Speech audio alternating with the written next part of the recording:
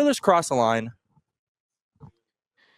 I think they crossed it way too late. I just think at that point it's a moot point, and we were really discussing it. I always like listening to Mike Rupp about that kind of stuff and chatting with him, and the opportunity came in the second period when Evander Kane was kind of squared off with Matthew Tkachuk, and you have the opportunity. Listen. I thought the game was over in the second period.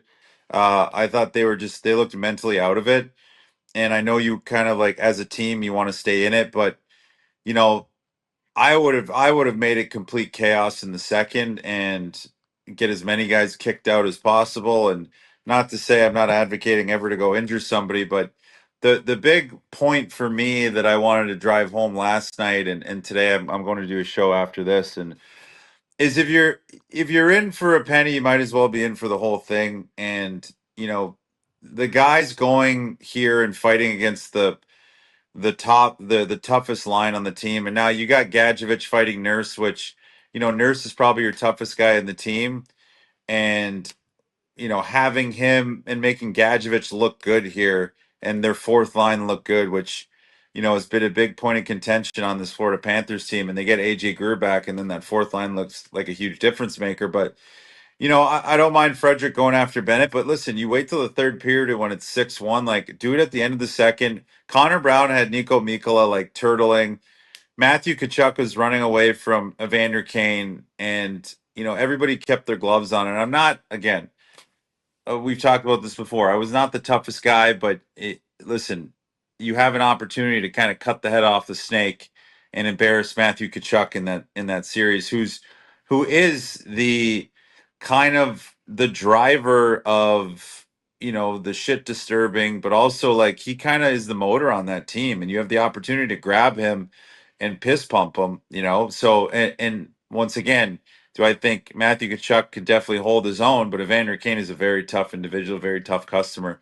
And you had kind of Matthew Tkachuk kind of not wanting to engage. And he's a smart guy. He's a really smart guy. He picks his spots.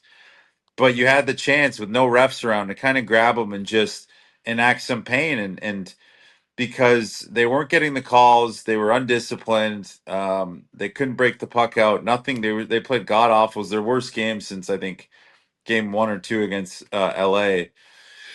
And you have to realize in that moment that like you do that at the end of the game when it's 6-1, you kind of play right into the hands of Florida. Now you've given them kind of all the momentum and you've given them a lot of confidence and you've made that fourth line look good, which that's not a trade-off I want. Gadjevich is a good player, but I don't want to trade Nursey for Gadjevich when it's 6-1. Like if Nursey beats him up, Gadjevich still looks good, and you still galvanize that team. And going after Bennett was the best part of that. But if you're going to cross check somebody in the back twice, you might as well drop the gloves and just start swinging. Because what happened last night is Edmonton. We can get mad at the refs and stuff like that, but I saw Wes McCauley after the game, and I said, I looked at him and I said, they're taking all these ticky-tack slashes and high sticks. You might as well drop the gloves. And if you're going to get a 2-minute, you might as well make it worth it. Like, make it worth it because they're not going to engage in you. And they kind of, the thing with Florida is they cattle prod you. And then as soon as you kind of whack them or go to swing on them, they go, oh, what are you doing? Like, oh, we're out of it. We stay out of it. So they draw those retaliatory penalties. So I'm like, don't wait. Like if Lundell and Losarainen, like you look at the Kasperi Kapanen penalty, he goes and takes a whack at Bouchard. It's whatever 5-6-1 or it's 5-1 at that point, and Kapanen goes and cross checks him in the arm. I'm like, sprint at him, take a swing at him in the face with your glove on, and then drop the gloves and start swinging. And whether he gets injured or not, it is what it is. But if they're willing to engage in those little things, you have to challenge them, like physically. Just going up to them and cross checking them or kind of giving them a face wash, and then they fall down and you take a 2-minute penalty. I'm just a big advocate of when I played, I'm like, if you're going to take the 2 and you're going to take a dumb penalty, I mean, let's make it worth it. Like, let's make this worth it. Like, you have Kachuk here. I like that Wallman gives him a shot, but I mean, keep going. Like, keep going. Like, don't stop. Don't wait for everybody to come in. If you're going to do that, you're going to get kicked out. He's not going to fight you. and then now you let them kind of get reinforcement. So it's like, once again, I don't think you should be doing this. I think it shows how frustrated you are. But I'm just like, if you're gonna do it, do it. Like, don't let's like, what are you attempting to do here? Like, this just makes them look so good, and it makes them seem like they're living in your head rent free. You know what I mean? Yeah, so like you mentioned, like it's almost galvanizing for Florida to be like, look, we are in these guys' heads, whatever. It's obviously a very frustrating night for the Edmonton Oilers. Does this blow up and letting all this steam out and punching guys and whatever, can that be galvanizing for the Oilers at all, do you think? Like, you think it could bring them together and be like, all right, we went through all that fight together, we stuck up for each other, now let's win a goddamn hockey game? Yeah, like listen, it's so funny how the narrative changes in a playoff series game to game. Like, Edmonton wins 1-0. They look great. We think they're going to sweep them. Florida wins that one. We're like, oh, we have a series now. And then you win this game, and you're like, well, this is going to be a 5-game series for Florida. It changes game to game. I think it's all going to be how they come back into it. Game 4, I think this is a veteran team, and I know we're showing this thing with Corey Perry. Like, this Florida team has more.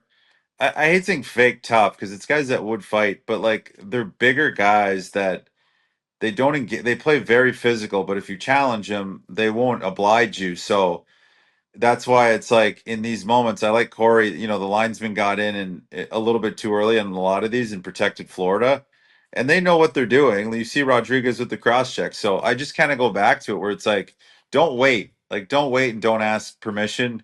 Just ask for forgiveness, and that's where my head goes with this. But leading into next game, they have 2 days, take a breath, reset. They've shown they can play. The bigger issue for me was the fact that they couldn't get anything going offensively off the rush. They couldn't break the puck out. It was an ugly game before all of this nonsense and poppycock, so to speak, happened. I just think they lost their heads, and it started with Evander Kane early in the game with a couple of those ticky tack penalties, and um, I saw Corey Perry grab him at the TV timeout when he kind of caused that too many men penalty. And I was like, okay, he's going to kind of settle down and settle in, but they just couldn't find their footing. And largely in part because, you know, and you said it, Tyler, up there, like you kind of expected Florida to really come out hard, and they did, and they were ready to go. And I don't think Edmonton was ready to go at all, and it really caught them off guard, and then they were just scrambling and swimming and looking for options. And the problem with Florida is when you let them get that lead, look at game 1 versus game 2 and 3. When Florida gets a lead, they're not typically a team that like will sit back. They'll start causing some shit. And what I like to say is they take like a ton of penalties in the first period, and then they just kind of desensitize the refs because they can if you watch them, they take a penalty almost every shift, clutch and grab and old school, but the refs just don't really call it because they kind of toe that line and they figured out the perfect way to toe the line. So for Edmonton, you got to fight through that stuff, but it starts with cleaning up the breakouts, and that's where everything's kind of fallen down and they've fallen flat on their face. What's up, Nation citizens? If you like that video, then you need to be subscribed to the Oilers Nation YouTube. Podcasts, live shows, exclusive interviews, and analysis. Everything you need from your favorite voices at Oilers Nation. And you don't want to miss any of it, so hammer that subscribe button.